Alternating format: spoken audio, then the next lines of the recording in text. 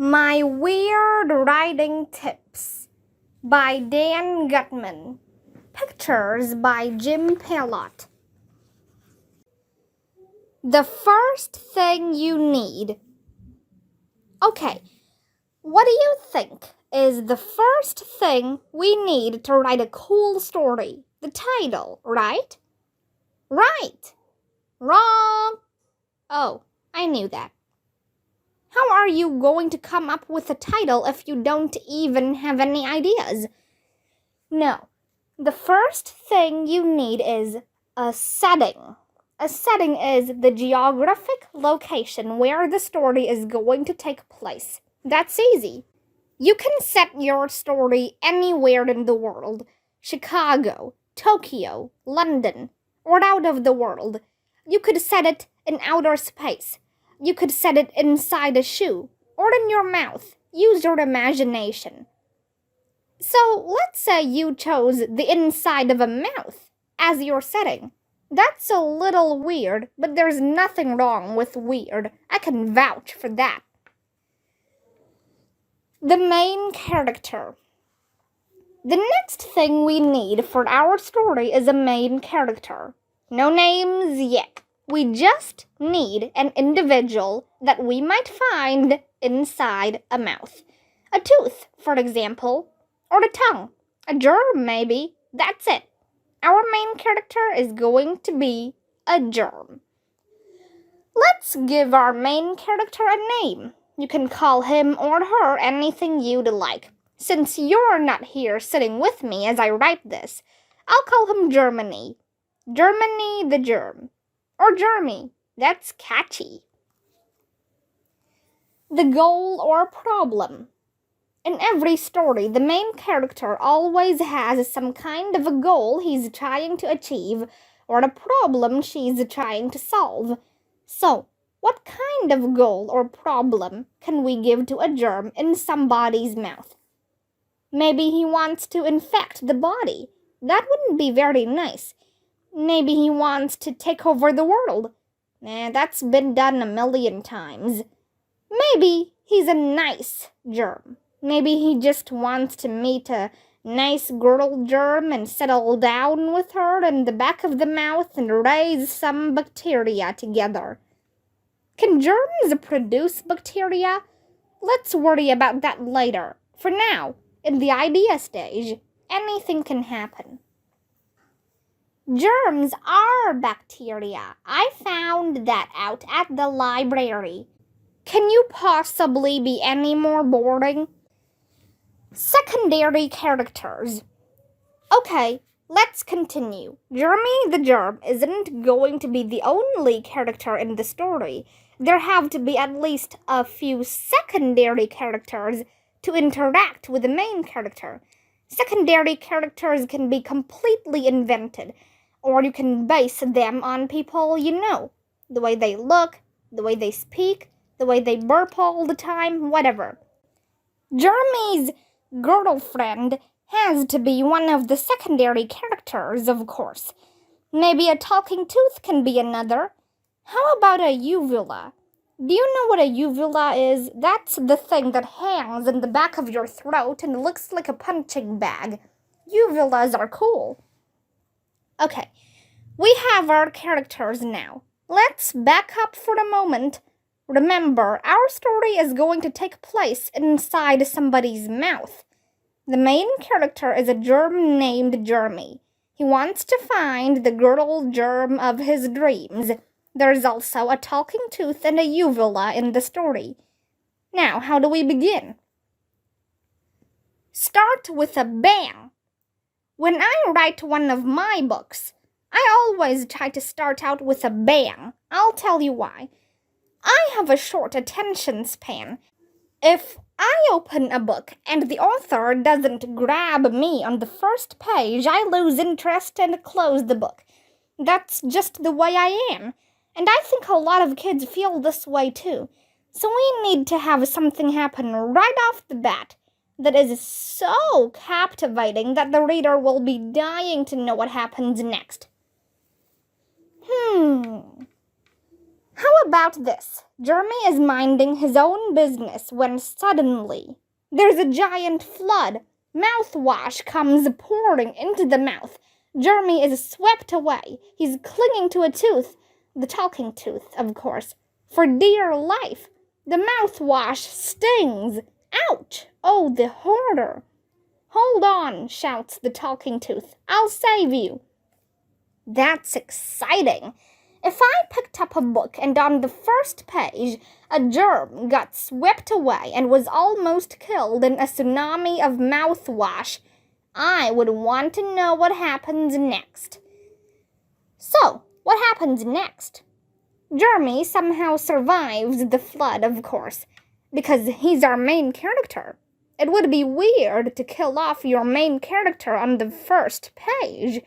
Your job is to figure out a way for Jeremy to get out of this jam. Let's say that when the waters subside, there's this really pretty girl germ who is passed out on the middle of the tongue. She's barely alive. Jeremy rushes over and nurses her back to health. Now, it would be very easy to say the girl germ is so grateful that she vows to marry Jeremy and they both live happily ever after. But wait, what about the evil uvula? Oh yeah, I forgot to mention that the uvula is the bad guy in the story. It's always fun to have a character who is a bad guy. The uvula hates Jeremy because he's prejudiced against germs. That's it. And he's determined to stop Jeremy no matter what. What happens next? I'm not going to tell you. Okay, I'll tell you. No, I won't. You decide what happens next. Hey, I'm not going to write the whole thing for you. You've got a better imagination than I do, because you're a kid and I'm just an old fart who has to use a little machine to trim my nose hairs. The point is that it's easy to write a story, even if you have no ideas. Storytelling checklist. First, pick a setting, any geographic location that interests you. Find out about your setting. Do a little research about it so you can sprinkle in a few facts here and there.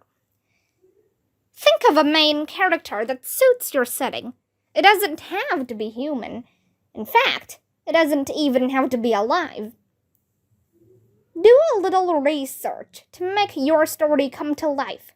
If you were writing the story we just started, you might want to go online and look up how many germs are in a human mouth. Look up how long a germ can live. Do they move? Do they grow? Do they have any human-like qualities? You can use this information to make your characters and story more interesting. Give your main character a goal to achieve or a problem to solve. The more outrageous, the better. Surround your main character with a few interesting and unusual secondary characters. A secondary character could be an ally, like Robin in Batman. It could be a teacher, like Obi-Wan Kenobi in Star Wars. It could be a clown who provides comic relief, like Donkey in Shrek.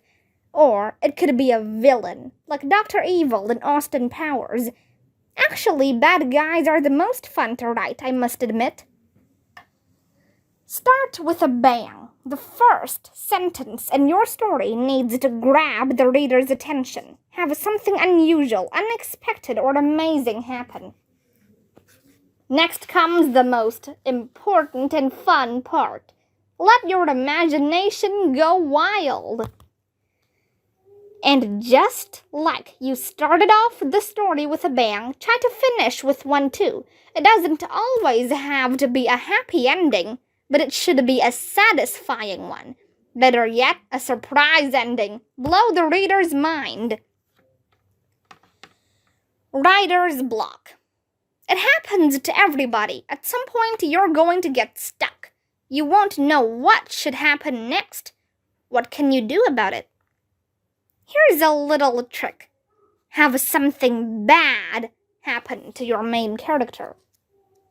I'm serious. Don't worry about being nice to your characters. What did they ever do for you? Nothing. Hey, I put your kids through college. Be nice to people in the real world. In a story, the author can do anything to the characters, and there's nothing they can do about it. They're fictional. In my baseball card adventure series, I have had my main character get screamed at, chased by a lunatic with a baseball bat, kidnapped, tied to a chair, and shot. So go ahead, break your main character's leg, have her get caught in a tornado, let an evil genius from a parallel universe suck his brain out through his nose. It's up to you. Throw an obstacle in your main character's path. It will make your story more exciting, and your character will grow and become more interesting and realistic, just like in real life. Bad things happen to good people. They have to deal with it. No matter how sweet and innocent your leading characters, make awful things happen to them. Kurt Vonnegut. The title. Finally, your story is finished. It doesn't matter if it came out to 1 page or 100. You wrote a story and you should be proud of yourself.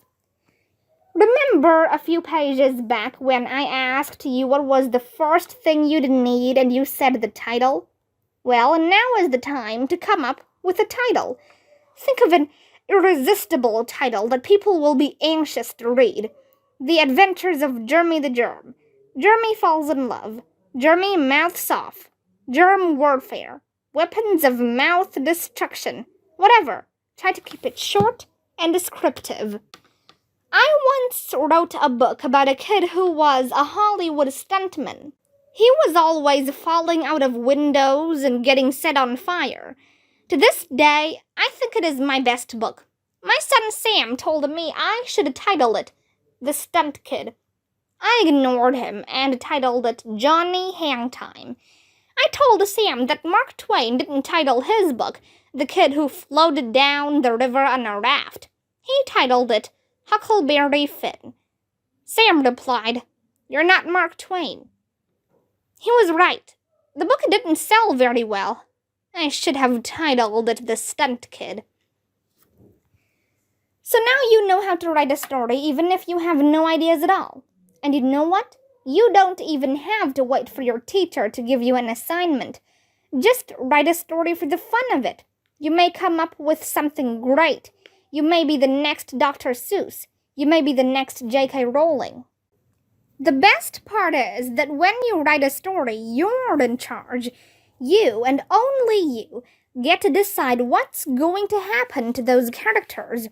That's the power you have as the author. It's a great feeling to be in control like that, and great fun, too. It's like creating your own little world.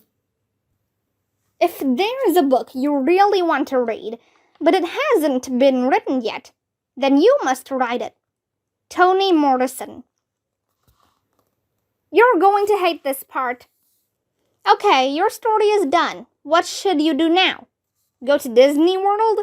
No, the next thing you need to do is write the whole thing all over again. What? I know, you hate me now. You worked really hard on your story. You wrote the thing, it's finished, it's perfect, and you don't want to change a word. But you know what? Professional writers revise a manuscript over and over again until it is as good as they can make it. Why? Because we messed up the first time. Everybody does. Your first draft may be good, but it can be better. Some of the wording may be clumsy. Some of the sentences may be out of order. There's always room for improvement. Bummer in the summer. That's right, but don't despair. Read the next section. I'm not a very good writer, but I'm an excellent rewriter. James Michener.